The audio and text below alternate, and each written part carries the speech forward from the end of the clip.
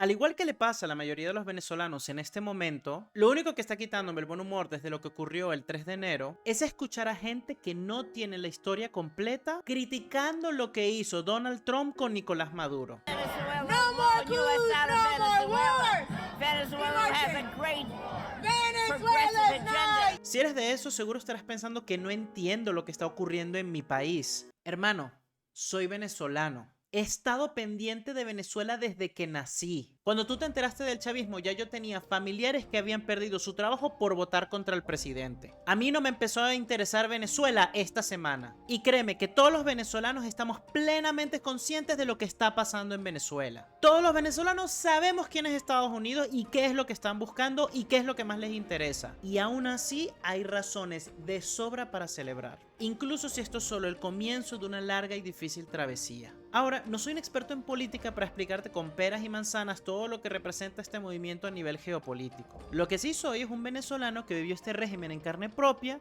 y además un escritor. Así que como hizo George Orwell en su momento para que todo el mundo entendiera la caída del comunismo en Rusia, voy a contarte una historia para que entiendas lo que ha ocurrido en Venezuela en los últimos 30 años.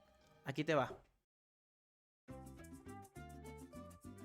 Hace muchos años, en el norte del sur, vivía una preciosa mujer llamada Venezuela, con la piel tostada por el sol, cabellos de acuarela y con la personalidad del desierto, la selva, la nieve y el volcán. Venezuela siempre había sido fiera y temeraria. Fue gracias a ella que muchos de sus vecinos consiguieron la libertad, guiados por su hijo mayor Simón Bolívar, el Libertador, y otros hombres ilustres como Francisco de Miranda, el único latinoamericano cuyo nombre aparece en el Arco del Triunfo en París por su destacada participación en la Revolución Francesa. Y las hijas de Venezuela no solo comparten esa fiereza y carácter, sino también su excepcional belleza. Una belleza a la que el mundo, o mejor dicho, el universo entero se ha rendido una y otra y otra y otra y otra y otra y otra y otra y otra y otra y otra y otra y otra vez. Ahora, Venezuela no era una mujer pobre, pero tampoco rica. Eso cambiaría más adelante, gracias a la gran fortuna de oro negro que descubrió en el jardín de su casa. Este oro negro había que extraerlo, lo cual conllevaba una gran dificultad. Pero Venezuela se las ingenió y empezó a crecer bastante. Sus hijos dejaron el campo y comenzaron a enfocarse más en la extracción, pero faltaba todavía mucho dinero e infraestructura para sacarle el máximo potencial a ese trabajo.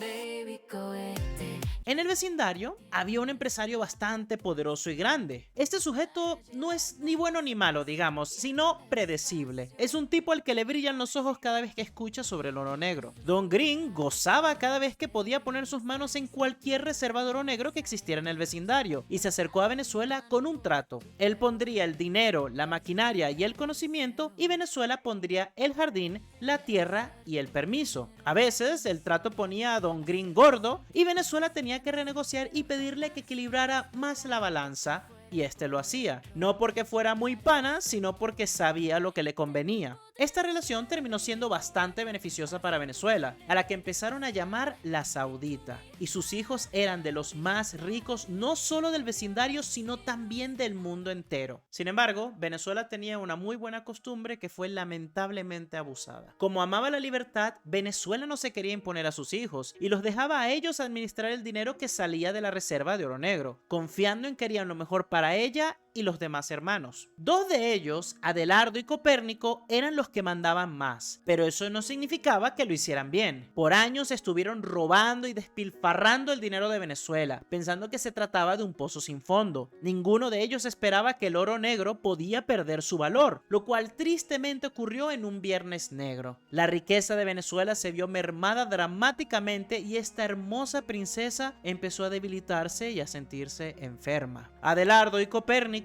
se encontraron con que varios de sus hermanos les reclamaban por su pésimo manejo de la fortuna familiar, pero ellos seguían metiendo excusas y decían que solucionarían el problema, aunque nunca lo hacían. De hecho, en muchas ocasiones las cosas empeoraban. Los hermanos comenzaban a cansarse, especialmente los más pequeños, y entonces es cuando apareció Chávez. Se puso del lado de sus hermanos menores, dio un golpe sobre la mesa y dijo que él haría mejor las cosas. Adelardo y Copérnico intentaron amedrentarlo, pero Chávez solo se hizo más fuerte y consiguió más apoyo. Eventualmente, los hermanos se pusieron de acuerdo y sacaron a Adelardo y Copérnico del negocio familiar y pusieron a Chávez al frente, quien tenía grandes planes e ideas ambiciosas para ayudar a Venezuela, no solo a recuperar su dinero, sino también a mejorar su salud. Pero estas ideas, que provenían de un vecino llamado Fidel, terminaron generando muchos problemas, en buena medida porque Chávez tenía esta mala costumbre de tomar decisiones de forma unilateral, e incluso cambió radicalmente las reglas que Venezuela había puesto a sus hijos desde el inicio. Otros hermanos se dieron cuenta y trataron de sacar a Chávez de la administración, y lo lograron por menos de 3 días. Los hermanos armados apoyaron a Chávez y este volvió al poder. A partir de entonces, Chávez se volvió todavía más autoritario. Empezó a darse cuenta de que podía perder su puesto y se obsesionó con mantenerlo. Los hermanos siguieron tratando de sacarlo y juntaron firmas para convencer a todos de que Chávez no debería ser el que manda. Las firmas llevaron a los hermanos a convocar un referéndum para decidir si sacarían a Chávez. Al final, Chávez ganó 59% contra 41%, aunque muchos dudaron de la veracidad del resultado porque el mismo Chávez controlaba a los que contaban los votos. Por si fuera poco, la lista de los que firmaron contra él se hizo pública y Chávez la utilizó para deshacerse de los hermanos que estaban en su contra. Les quitó el trabajo, les impidió conseguir nuevos y los discriminó. Aquí es cuando muchos de los hijos de Venezuela se dieron cuenta de que, si querían tener un futuro, no podían quedarse en la casa de su madre y buscaron asilo con otros vecinos. Sin embargo, las cosas siguieron empeorando para Venezuela. Los hermanos se pusieron cada vez más nerviosos y le pidieron a Chávez explicaciones y soluciones para la mala salud de su madre. Este, lejos de recular y aceptar la culpa, decidió pasársela a alguien más.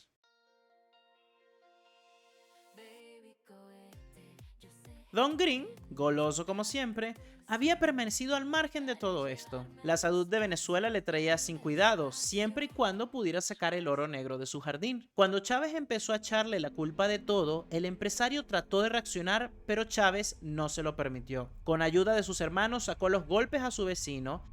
Tiene 72 horas el embajador para abandonar territorio venezolano.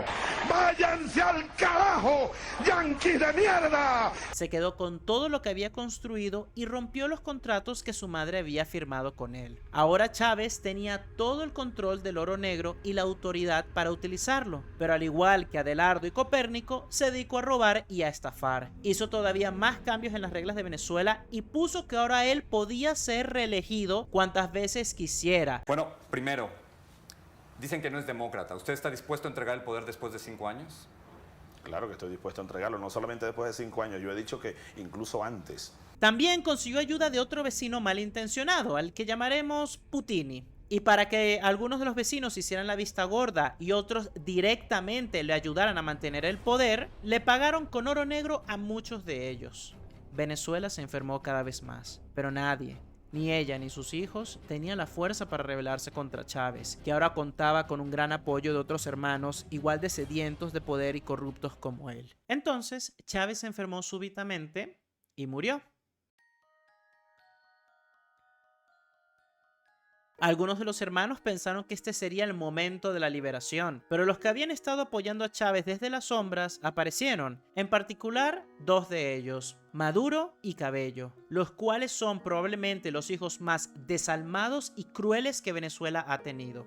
Ustedes tenían que haber rezado mucho para que Chávez siguiera vivo, señores de la oposición, porque Chávez era el muro de contención de muchas ideas locas esas que se nos ocurren a nosotros. Si fueras venezolano, tendrías que enfrentarte con la justicia. Antes de morir, Chávez puso a dedo a Maduro en el poder, sin tener derecho a hacerlo, y una campaña bestial se generó para mantenerlo en el poder y evitar que el chavismo cayera. En ese mismo año, los hermanos votaron, y Maduro ganó 50.6% contra 49.1%. Pero esta vez, pocos tuvieron dudas de que hubo trampa. Ahora, Venezuela, que llevaba ya años moribunda y en cama, se levantó también con sus hijos, ya no pudiendo soportar lo que les estaban haciendo. Pero ni Maduro ni Cabello respetaron los deseos de sus hermanos ni de su madre. Cada vez que se levantaban, los golpearon con más fuerza. Eventualmente, la careta terminó de caerse.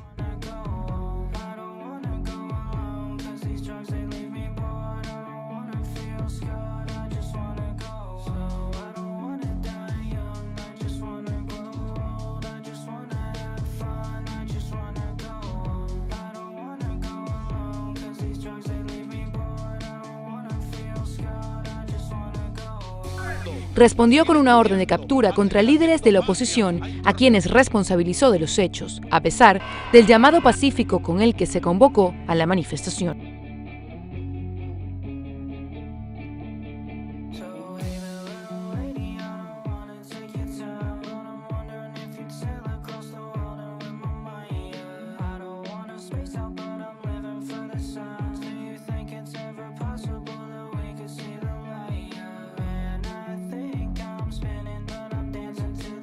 Y con ayuda de Fidel y Putini y la complicidad silenciosa de los vecinos, ¿Hasta cuándo? ¿Dónde está la ONU? ¿Dónde está la carta? ¡Ay, esperen que pase una desgracia para que esto se acabe! estos hombres tomaron a Venezuela con sus hijos, la encerraron en el sótano y la sometieron a las peores torturas imaginables. Algunos de los hijos de Venezuela lograron escapar del sótano y le gritaron a sus vecinos lo que estaba ocurriendo. Todos pusieron caras tristes y algunos les ayudaron, pero varios pretendieron que nada pasaba, sobornados por Maduro y su oro negro. Estos hijos, que antes fueron reconocidos por su competencia y su riqueza, recibieron burlas sobre el hambre que pasaban y la miseria que vivían. Mario, ahora sí se puede con 100. Igual no le alcanza a los argentinos y a los venezolanos. Con esto comen todo el mes. Cara triste. ¿Qué haters con los argentinos? ¿Quién tiene hambre, Gram? Mira, todos tienen hambre, Gram. Sanduchito, vale. Allá, mira, allá. Y sacaron toda la comida que estaba en la basura. Se la están comiendo. Pero Venezuela siempre había sido una luchadora y no se rendiría sin dar pelea. Una de sus hijas, María Corina, tampoco había perdido la fe, y Venezuela se apoyó en ella para dar una última batalla. Maduro hizo todo lo que podía para destruir a su hermana, pero ella no se dejó. Salió del sótano y gritó al vecindario lo que ocurría, y su voz finalmente fue escuchada. Aunque ella estaba impedida por Maduro, uno de sus hermanos se enfrentaría al dictador en su lugar en una última elección. El que ganara se quedaría con todo. Por primera vez, el vecindario se vio forzado a voltear a ver lo que ocurría en la casa de Venezuela. Los hermanos oprimidos no se lo pensaron. Sabían exactamente por quién votarían. Por todo el vecindario, los venezolanos se organizaron y se prepararon para salvar a su madre y a sus hermanos del maltrato al que habían sido sometidos por años. He tragado humo, he recogido muertos del piso, pero para adelante voy. Para adelante, porque si nos paramos, nos quitan el país. Hay muchas cosas por qué protestar en Venezuela, porque hay mucha hambre para los niños, para los jóvenes, para los adultos. Hay miseria, no hay medicina. Gritaron al cielo por un milagro, mientras el mundo escuchaba. Esta vez debía funcionar, ¿no es así? Esta vez, con el mundo observando, no se atreverían a hacer trampa, ¿no? Pero a Maduro y a Cabello no les importaba lo que dijeran sus hermanos, Venezuela o el mundo. Otra vez pervirtieron las elecciones y sometieron con incluso mayor dureza a Venezuela y a sus hijos. Fue tan evidente el maltrato y la trampa que varios miembros del vecindario se enojaron y protestaron. Criticaron a Maduro e hicieron demandas, pero no fueron más allá. Casi 50 países han manifestado su rechazo a los resultados de las elecciones legislativas celebradas el domingo en Venezuela. Todos habían olvidado lo que Venezuela había hecho por ellos hacía tantos años, cuando gritaban libertad e independencia. En lugar de ayudarla, le dieron la espalda. Por primera vez, Venezuela se sintió realmente desesperada y perdida. Sus hijos lloraron resignados. Hasta la misma Corina tuvo sus primeros momentos de verdadera duda.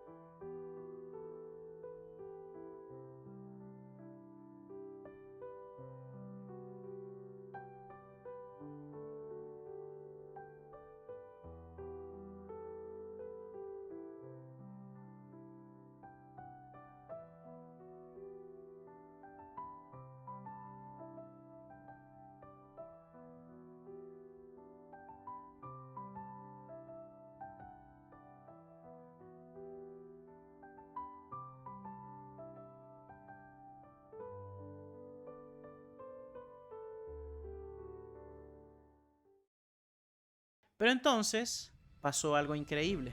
Una vez que la maquinaria del Don se echó a perder y el oro negro dejó de fluir como antes, Maduro y Cabello buscaron otros medios para enriquecerse y utilizaron su poder para convertir la Casa de Venezuela en un cartel de droga. Así, comenzaron a destruir poco a poco el vecindario. Este daño llegó a los hijos del Don, quien supuso diametralmente los crímenes de Maduro, pero no podía hacer nada más que poner bloqueos o cosas por el estilo. ¿Por qué? Pues porque en el vecindario había una regla que decía que nadie podía entrar a la casa de un criminal para detenerlo y hacer que pagara por sus crímenes. De alguna forma, el vecindario esperaba que Venezuela, con sus hijos encerrados en el sótano, maltratados y sin medios para defenderse, encontrara la manera de salir de ahí y oponerse a los sujetos que los estaban victimizando. Maduro, que sabía eso, se burlaba del Don, bailaba y se reía en su cara sintiéndose intocable. ¡Venga por mí! ¡Aquí lo espero en Miraflores! ¡No se tarde en llegar, cobarde! Mientras sus secuaces le ayudaban a mantener el status quo. Por primera vez, Don Green goteó de rabia real contra Maduro. Ahora las razones se sumaban para el Don. No solo recibió una cantidad cada vez más elevada de hijos de Venezuela huyendo de su casa, no solo el chavismo había roto sus tratos con él, no solo lo habían envenenado el vecindario, sino que también lo retaban fortaleciendo a sus enemigos directos. Al final, la droga que fabricaba Maduro se declaró un arma de destrucción masiva, y eso convirtió a Maduro no en un criminal ya, sino en un terrorista, y ahí las reglas son distintas. Cansado de la tolerancia cómplice de los otros vecinos y la asociación del vecindario, el Don tumbó la puerta de la Casa de Venezuela, agarró a Maduro y le dio un ultimátum a sus secuaces: la sacas del sótano y la dejas tranquila. Cuidaré de esta casa hasta que hagas lo correcto.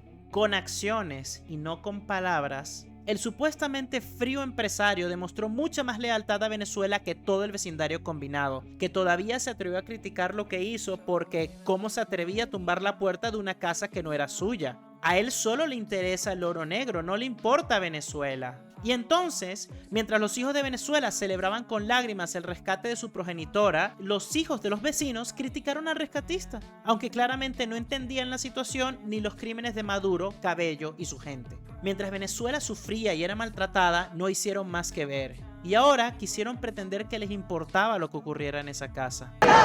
¿Tú eres venezolano? Todo latino. ¿Tú eres venezolano?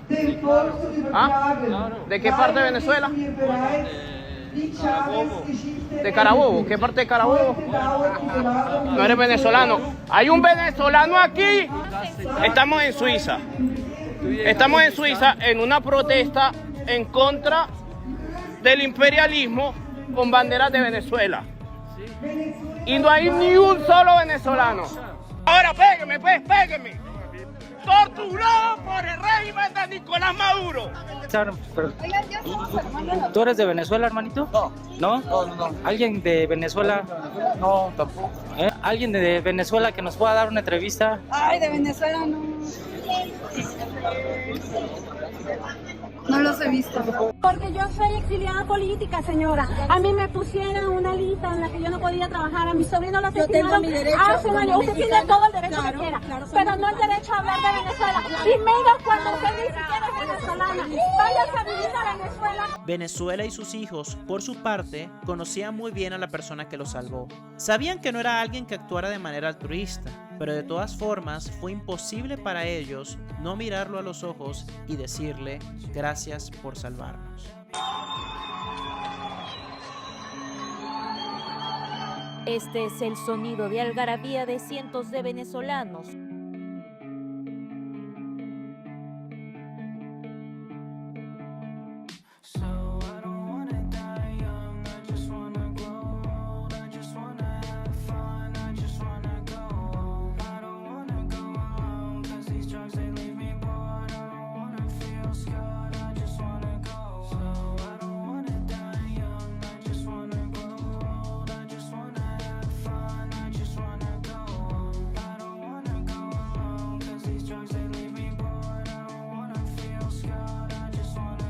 Haciendo justicia por la cantidad de venezolanos que salimos a demostrar lo que somos. Somos luchadores, emprendedores, somos buenas personas, pero queremos regresar a nuestro país para reconstruirlo.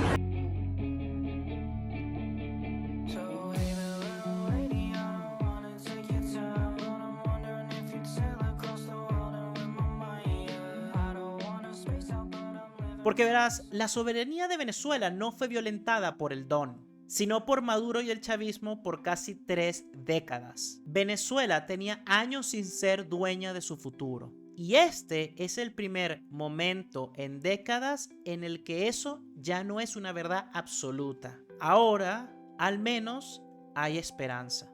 Y en este punto, los venezolanos consideraríamos que cualquier cosa que no sea estar encerrados en un sótano siendo abusados todos los días, una mejor situación. Y listo, nos vemos cuando nos veamos.